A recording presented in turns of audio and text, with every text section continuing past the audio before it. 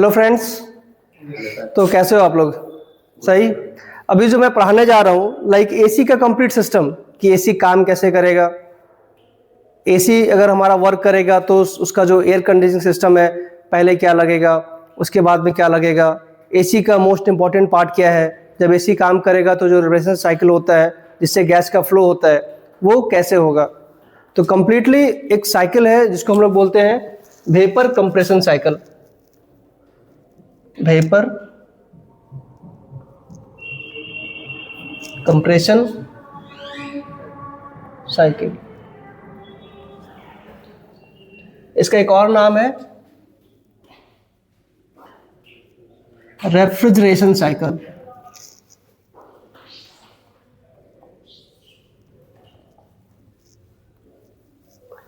तो ये क्या है? ये एक ऐसा साइकिल है जिससे मालूम चलेगा कि एसी काम कैसे करेगा, एसी का जो फ्लो है गैस का वो कैसे कैसे होगा। तो जैसे इंसानों का, जितने भी इंसान है, सबसे मोस्ट इंपोर्टेंट पार्ट क्या है? दिल। तो वैसे इसका भी कुछ मेन कंपोनेंट होगा। तो जो इसका मेन हार्ट है जिसको दिल कहते हैं वो हमारा कंप्रेसर होता है।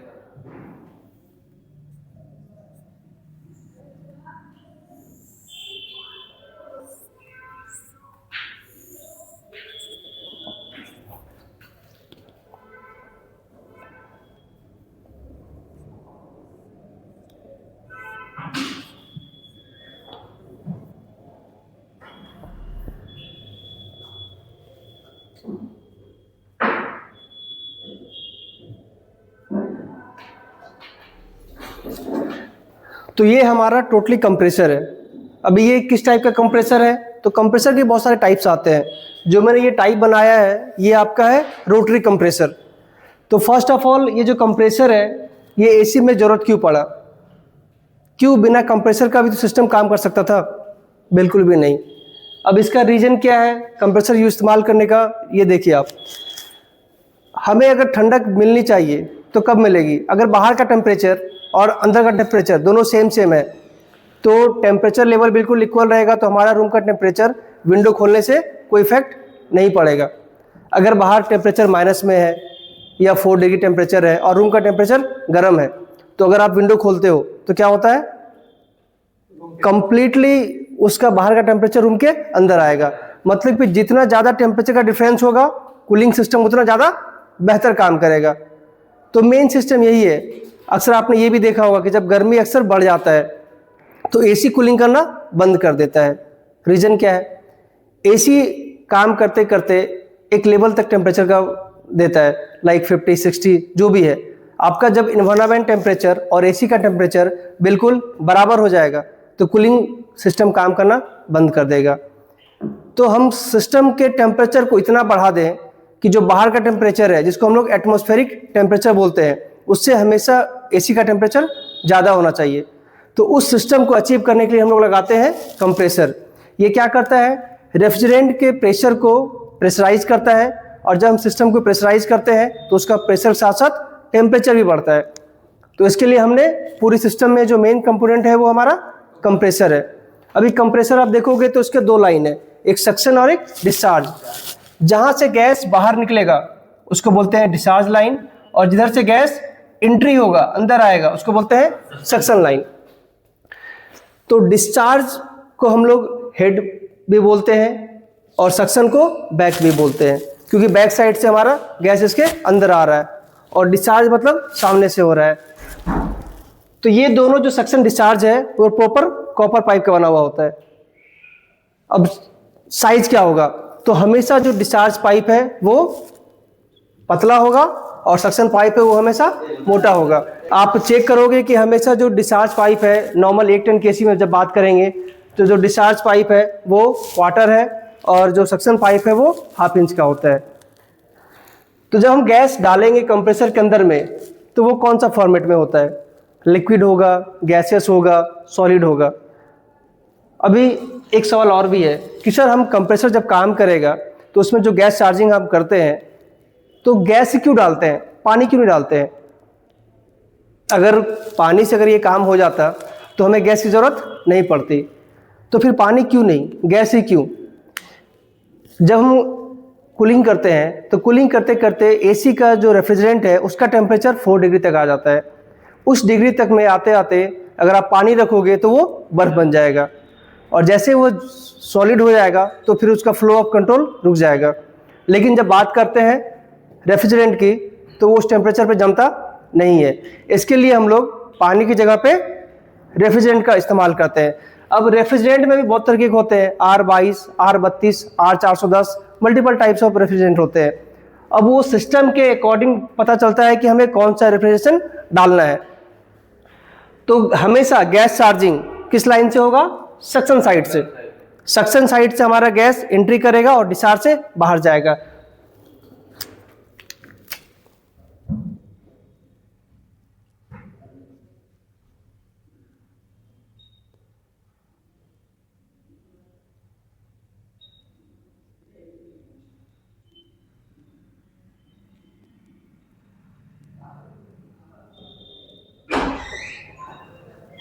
तो अभी आप चेक करोगे तो सक्शन साइड में एक वाल्व लगा होता है जिसको बोलते हैं सक्शन वाल्व। उस सक्शन वाल्व का काम क्या होता है कि जो भी गैस एंट्री करेगा, मतलब कंप्रेसर में जो हम लगाएंगे, कंप्रेसर में जो गैस चार्जिंग होगा वो हमारा सक्शन साइड से होगा। तो जब सक्शन साइड से गैस चार्ज करोगे तो इसमें 3 पॉइंट बने हैं। एक एलंकी से बंद करने के लिए है, दूसरा पॉइंट हमारा गैस चार्जिंग पॉइंट है, और तीसरा जो कंप्रेसर साइकिल से गैस घूम के आएगा वो इस पाइप से होते हुए एंट्री करेगा।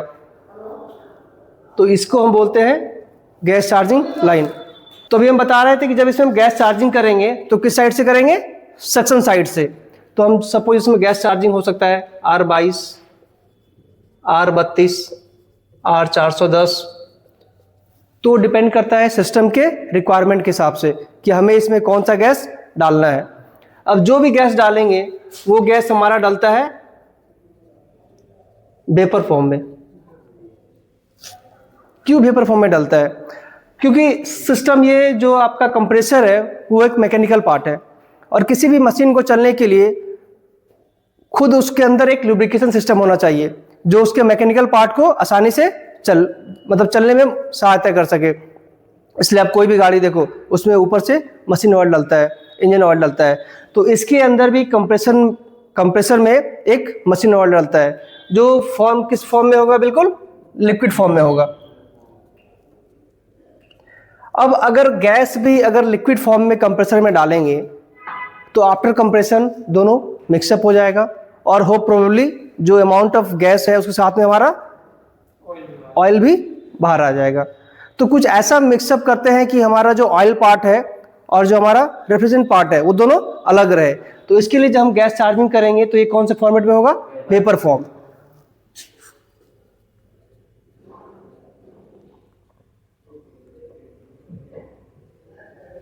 तो कंप्रेसर में हमने जब गैस डाला तो ये कंप्लीटली हमारा कंप्रेसर में आ गया और ये फॉर्म है वेपर। अब जब यहाँ से ये गैस बाहर निकलेगा तो ऑलरेडी पहले से ये वेपर था, इसको और प्रेशराइज किए। प्रेशराइज करने पर क्या हुआ? इसका प्रेशर भी बढ़ गया। प्रेशर बढ़ा तो टेम्परेचर भी बढ़ गया। तो यहाँ पे जो कंप्रेसर से निकलने के बाद इसका फॉर्म होता है वो होता है super heated vapour form.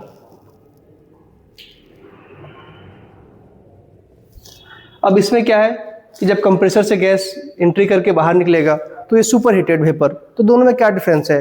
Like आप देखो, जनरली जब खाना बनता है तो नॉर्मली पतीले से जो चावल से जो भाप निकलता है वो होता है वेपर, और रोटी से जो वेपर निकलेगा वो एक तरीके का वो भी वेपर होता है, बट उसका जो प्रेशर है और चावल वाले प्रेशर का दोनों डिफरेंट है। तो जो रोटी वाला प्रेशर है वो हो गया एक तरीके से सुपर हीटेड, जिसका प्रेशर भी ज़्यादा है और टेम्परेचर भी ज़्यादा है, और जब हम डालते हैं कंप्रेसर के अंदर में वो नॉर्मल वेपर फॉर्म है। तो हमें मेन चीज़ चाहिए था कि जब हमारा कंप्रेसर से गैस निकले तो उसका टेम्परेचर काफ़ी ज़्यादा हो, क्योंकि जितना ज़्यादा टेम्परेचर का डिफरेंस होगा कूलिंग सिस्टम उतना बेहतर काम करेगा। तो अब ये कंप्रेसर से जो गैस निकल रहा है सुपर हीटेड वेपर फॉर्म, इस गैस को हमें ठंडा करना है। ठंडा करने के लिए जो हम लोग सिस्टम का इस्तेमाल करते हैं उसको बोलते हैं कंडेंसर।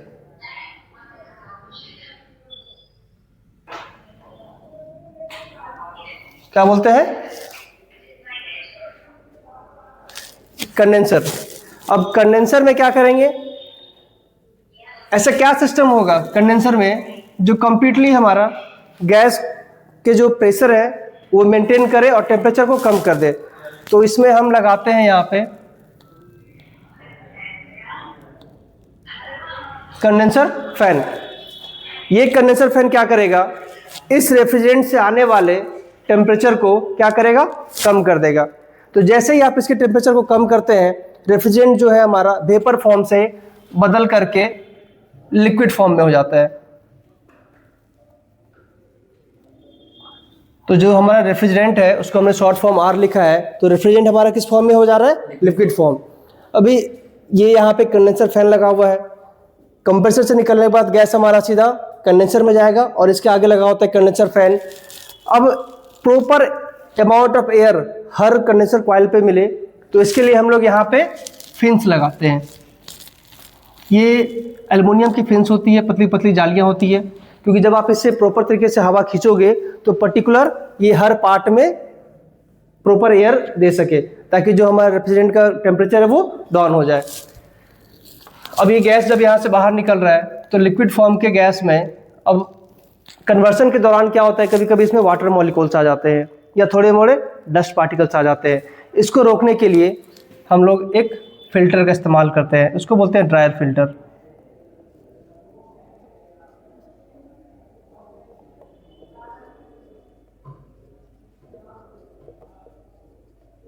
ये हो गया हमारा ड्रायर फिल्टर। ये ड्रायर फिल्टर का काम क्या है कि सर इसके अंदर जो भी डस्ट पार्टिकल आ रहा है उसको वो रोक दे। दूसरा, मॉइस्चर जो भी लेवल आ रहा है उसको वो दूर कर सके। तो मॉइस्चर को दूर करने के लिए इस सिस्टम में सिलिका जेल डाला जाता है।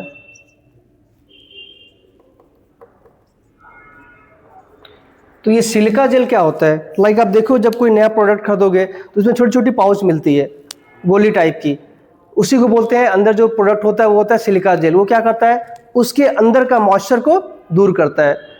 किसी भी चीज़ में खराबी क्यों आती है, उसके अंदर में मॉइस्चर होता है तभी खराबी आता है। जितने भी हमारे फूड प्रोडक्ट हैं उसके अंदर में सिलिका जेल की गोली होती है, वो जहर नहीं होता है, वो मॉइस्चर एब्जॉर्बिंग प्रोडक्ट होता है।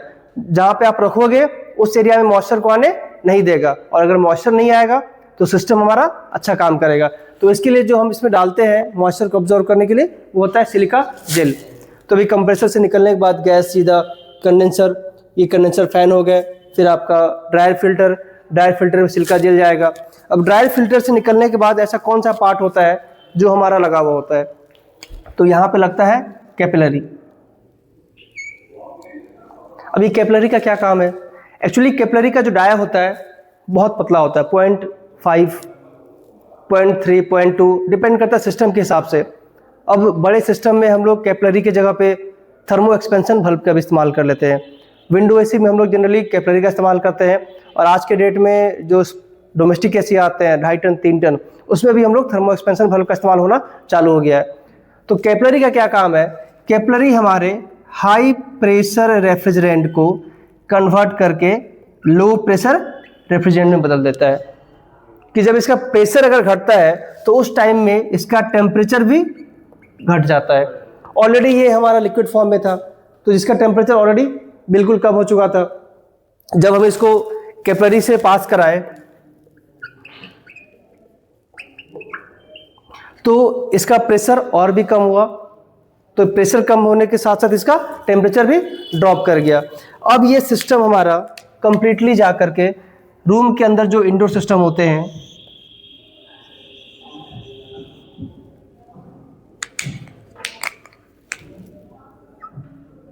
कूलिंग कॉइल जिसको इवापोरेटर भी कहते हैं, तो ये पूरा गैस कहाँ चले जाएगा, कूलिंग कॉइल में। अब इस कूलिंग कॉइल में जो है हमारा कंप्लीटली ठंडा ठंडा गैस मौजूद हो जाएगा। तो इसके ऊपर एक सिस्टम और लगा होता है, उसको हम लोग बोलते हैं ब्लोअर। ये ब्लोअर क्या करेगा, कंटिन्यूस चलेगा, रूम से ये गर्म हवा को लेकर के सीधा इसके अंदर डालेगा और यहाँ से ठंडी हवा को लेकर के रूम के अंदर डालेगा। तो इसके हवा को डिसाइड करने के लिए हम लोग स्विंग, जिसको लोअर बोलते हैं, ये लोअर्स जिसका दूसरा नाम है स्विंग। अब स्विंग भी दो तरीके का होता है, एक हॉरिजॉन्टल और दूसरा वर्टिकल, कि हवा को आपको किस डायरेक्शन में देना है, हॉरिजॉन्टल या वर्टिकल, वो डिसाइड करेगा लोअर्स के हिसाब से। किसी एसी में हॉरिजॉन्टल फिक्स होता है और वर्टिकल मूवेबल होता है, किसी में दोनों मूवेबल होता है, तो डिपेंड करता है कंपनी और मॉडल के हिसाब से। तो ये जो ठंडा ठंडा गैस इस कूलिंग कॉइल के अंदर आया हुआ है, ये ब्लोअर इस कूलिंग कॉइल से ठंडे वाले हवा को खींचेगा और रूम के अंदर देगा और फिर वापस में ये गर्म हवा खींच करके इसके अंदर पहुंचाएगा। तो इस दौरान में क्या होता है, एयर जब ट्रांसफ़र होगा तो यहाँ पे बहुत सारे डस्ट पार्टिकल भी आएंगे। तो इस डस्ट पार्टिकल को रोकने के लिए आप देखोगे इंडोर के अंदर में एक एयर फिल्टर होता है जो हर 10 दिन 15 दिन में सफाई करनी चाहिए, ताकि इस एयर फिल्टर से रूम के अंदर की जो गंदगी है हवा के साथ साथ कूलिंग कॉइल के अंदर ना जा सके। अगर वो कूलिंग कॉइल में गंदगी चले जाएगा तो क्या होगा, कूलिंग कॉइल को ब्लॉक कर देगा। तो इससे हमारा जो कूलिंग टेम्परेचर है वो कम हो जाएगा। साथ साथ अगर कूलिंग कॉइल का टेम्परेचर काफ़ी ज़्यादा बढ़ रहा है, मतलब ऑलरेडी 10 डिग्री से लेकर 6 डिग्री में आ रहा है या 4 डिग्री में आ रहा है, तो धीरे धीरे इसमें बर्फ जमना चालू हो जाएगा। तो इसमें बर्फ ना जमे इसके लिए यहाँ पे एक और सेंसर का इस्तेमाल करते हैं। इसको हम लोग बोलते हैं एंटी फ्रीजिंग सेंसर। इसका नाम है एंटी फ्रीजिंग सेंसर। ये क्या करेगा, कूलिंग कॉइल में बर्फ जमने से रोकेगा। इसलिए आप जब भी एसी खोलोगे, चाहे विंडो हो चाहे स्प्लिट हो, इंडोर के अंदर में ये कूलिंग कॉइल सेंसर लगा हुआ होता है। ये सेंसर क्या करेगा, इस कूलिंग कॉइल पे बर्फ जमने से रोकेगा। तो एंटी फ्रीजिंग सेंसर को हम लोग कूलिंग कॉइल सेंसर के नाम से भी जानते हैं। और इंडोर में इसके अलावा एक और सेंसर होता है जिसको हम लोग बोलते हैं रूम टेम्परेचर सेंसर।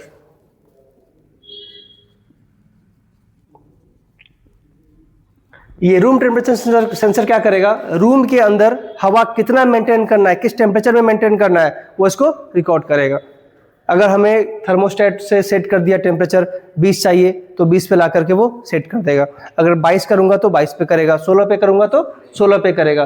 तो ये रूम टेम्परेचर सेंसर से हम लोग रिमोट कंट्रोल से इसको मैनेज करते हैं, रूम के अंदर में हवा कितनी आनी है। इसके बाद जब ये हमारा गैस इसके अंदर में आएगा तो टोटली ये लिक्विड था, अब रूम से हमारा गर्म हवा को भी ले रहा है, तो लिक्विड के अलावा थोड़ा थोड़ा वो वेपर फॉर्म में भी हो जाएगा। और जब यहाँ से हमारा ये गैस निकलेगा तो ये लिक्विड और वेपर दोनों फॉर्म में होंगे।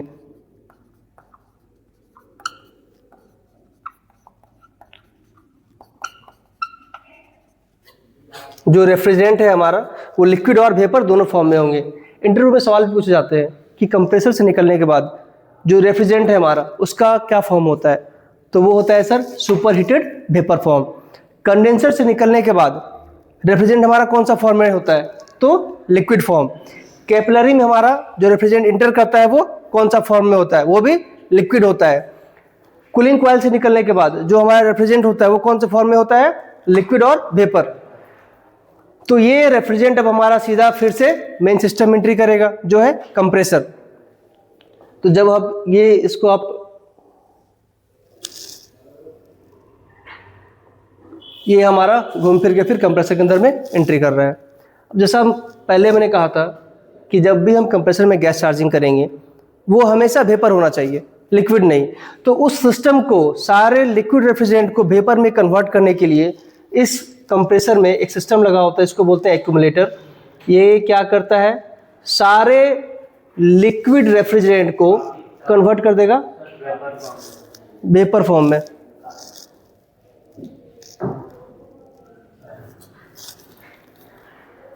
तो ये सारे लिक्विड रेफ्रिजरेंट को कन्वर्ट कर देगा वेपर में, ताकि ये सुनिश्चित हो जाए कि जो हमारा कंप्रेसर में गैस जा रहा है वो हमारा वेपर में रहेगा। तो कुछ चीज़ें यहाँ पे हमारा कि लाइक सर इसके अलावा इसमें और क्या इस्तेमाल होगा। बेसिकली एक यही काम होता है हमारा, कंप्रेसर में गैस चार्जिंग करते हैं, कंप्रेसर इसको हाईली प्रेस्ड करके बाहर निकालता है। इसका टेम्परेचर इतना हो जाता है कि जो बाहर का टेम्परेचर है, एटमॉस्फेयर का टेम्परेचर, वो उससे ज़्यादा हो जाए, ताकि हमारा जो हीट ट्रांसफ़र है वो आसानी से हो सके। इसलिए आप देखो कि जब गर्मी का टाइम रहता है, लाइक कंप्लीटली मई जून, इवन आप कार में बैठो तो कूलिंग का पता नहीं चलता है, क्योंकि उस टाइम में जो हमारा बॉडी का टेम्परेचर है एसी से निकलता है और जो बाहर का टेम्परेचर ऑलमोस्ट सेम होता है। तो टेम्परेचर लेवल सेम होने के कारण कूलिंग बिल्कुल जीरो हो जाता है। तो इसके लिए हम कंप्रेसर इतना बड़ा लगा दो कि उसका टेम्परेचर काफ़ी बढ़ा दे, लेकिन ये फ़ायदेमंद नहीं है। कब, जब हम बात करते हैं पैसे के हिसाब से, क्योंकि बड़ा कंप्रेसर से तो हम सर कूलिंग कर सकते हैं, बट जो बिजली बिल हमारा 3000 रुपये आ रहा था वो सीधा 10,000 रुपये का आएगा। तो सिस्टम ऐसा बनाना चाहिए कि पैसे भी कम लगे और हमारे यूज़ में भी आए। अब हम बोले कि हम एक एसी चला रहे हैं रूम में, हमारा बिजली बिल हर महीने 2000 जगह पे 8000 आ रहा है, तो पॉसिबल नहीं है। तो इसके लिए इकोनॉमिकल होने के लिए भी सिस्टम को एक टेम्परेचर तक डिज़ाइन किया जाता है कि इस टेम्परेचर तक रहेगा तो प्रॉपर काम करेगा, इसके ऊपर काम नहीं करेगा। इसलिए आप किसी भी दुकान में जाओ तो खरीदने से पहले पूछ भी सकते हो ये किस टेम्परेचर पे काम करता है। तो जितना बेहतर सिस्टम होगा उसकी टेम्परेचर रेंज उतनी ज़्यादा होगी। अब नहीं, मैंने कहा कि लाइक इसको ऑन करने के लिए और क्या चाहिए, तो कुछ वायर सिस्टम चाहिए। वायर के अलावा कुछ और सेंसर्स लगे होते हैं, लाइक एक और सेंसर यहाँ पे लगा होता है कंप्रेसर के पास, जो कंप्रेसर को ओवरहीटिंग से रोकता है, जिसको हम लोग OLP बोलते हैं। इसके अलावा कंडेंसर फैन, कंप्रेसर को ऑन करने के लिए कैपेसिटर चाहिए होते हैं, अभी डायरेक्ट स्टार्ट करो या फिर आप इनडायरेक्ट करो। तो इसके अलावा बाकी और कुछ भी नहीं चाहिए। एक बॉडी फ्रेम होता है, उसको आप डाल करके पूरे पार्ट्स को असेंबल कर दो, ये हमारा कंप्लीटली AC हो जाएगा। अब ये पूरा पार्ट अगर एक में इंस्टॉल करोगे तो इसको विंडो AC को नाम दे देंगे। अगर इसी सिस्टम को 2 भाग में बांट दे तो उसको स्प्लिट AC बोला जाता है। लाइक अगर हम रूम के अंदर टेम्परेचर ज़्यादा है और बाहर में विंडो है तो आराम से टेम्परेचर का आउटलेट हो सकता है। बट अगर रूम चारों साइड से पैक है और उसका टेम्परेचर बाहर नहीं कर सकते हैं तो उसको हमें इन्वायरमेंट में बाहर ले जाने के लिए आउटडोर को बाहर करना पड़ता है। तो उस जगह पे हम लोग लगाते हैं स्प्लिट AC। तो स्प्लिट AC में ये कंप्रेसर, ये कंडेंसर हमारा आउटडोर में लगा होता है, और बाकी आप जो ये देख रहे हो इंडोर का part like completely cooling coil जिसको इवेपोरेटर बोलते हैं। दूसरा उसके अंदर में फिल्टर, सारे सेंसर्स, यहाँ पे PCB लगा होता है।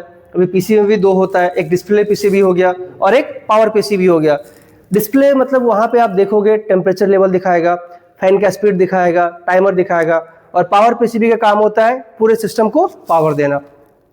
तो ये कंप्लीटली एक AC की रेफ्रिजरेशन साइकिल है, इसी बिहाफ पे पूरा AC काम करता है। अब आप AC की बात करो, HVAC की बात करो, सब में ये पार्ट मोस्ट कॉमन है। इसके अलावा सिस्टम रन नहीं कर सकता है। अगर बड़े में जाएंगे तो कंपोनेंट बड़ा होगा, साइज बढ़ेगा। अब यहाँ पे डायरेक्टली हम लोग जो कंप्रेसर से गैस निकलता है उसको पूरे सिस्टम में चले जा रहा है। अब बात करोगे HVAC की तो वहाँ पे एक ऑयल फिल्टर लगा होता है कि जब हम बड़ा सिस्टम है तो ऑब्वियसली कि प्रेशराइज के बाद में कंप्रेसर से वेपर के साथ साथ गैस और ये ऑयल दोनों मिक्सअप होकर बाहर जाता है। तो वहाँ पे हम लोग एक ऑयल सेपरेटर लगाते हैं कि सर गैस से जो हमारा रेफ्रिजरेंट जो निकल रहा है उसके साथ जो ऑयल निकलेगा वो साइड से सेपरेट हो जाए और फिर से उसको हम लोग बाद में कंप्रेसर के अंदर में डाल सके। लेकिन ऐसा छोटे वाले सिस्टम में लगा हुआ नहीं होता है क्योंकि इसका इतना ज़्यादा प्रेशर होता नहीं है। तो जब हम बड़े सिस्टम में बात करेंगे तो छोटे छोटे कंपोनेंट्स, अब इसमें क्या है, हाई प्रेशर स्विच लगे होंगे, लो प्रेशर स्विच लगे होंगे, टेम्परेचर कितना है वो सेंसर लगा हुआ होगा। तो मल्टीपल कुछ और डिवाइस लग करके बन जाता है हमारा HVAC सिस्टम। अभी हम कूलिंग करने के लिए यहाँ पे कंडेंसर फैन का इस्तेमाल कर रहे हैं, वहाँ पे आप देखोगे कूलिंग टावर का इस्तेमाल करेंगे। यहाँ पे रूम की हवा डायरेक्टली हमारे AC से निकल कर रूम के अंदर आ जाता है, चाहे इंडोर हो चाहे स्प्लिट हो। बड़े की सिस्टम की बात करेंगे तो यहाँ से हवा को हम लोग डट के थ्रू एक सिस्टम से दूसरी जगह पे पहुँचाते हैं। तो मल्टीपल चीज इसमें ऐड करते चले जाएंगे तो यही सिस्टम हमारा जो AC है वो HVAC में बदल जाएगा। तो इसमें अगर कोई भी कुछ भी डाउट हो किसी भी एंगल से तो आप आगे पूछ सकते हो। तो ये आज का क्लास यहाँ पे लास्ट है।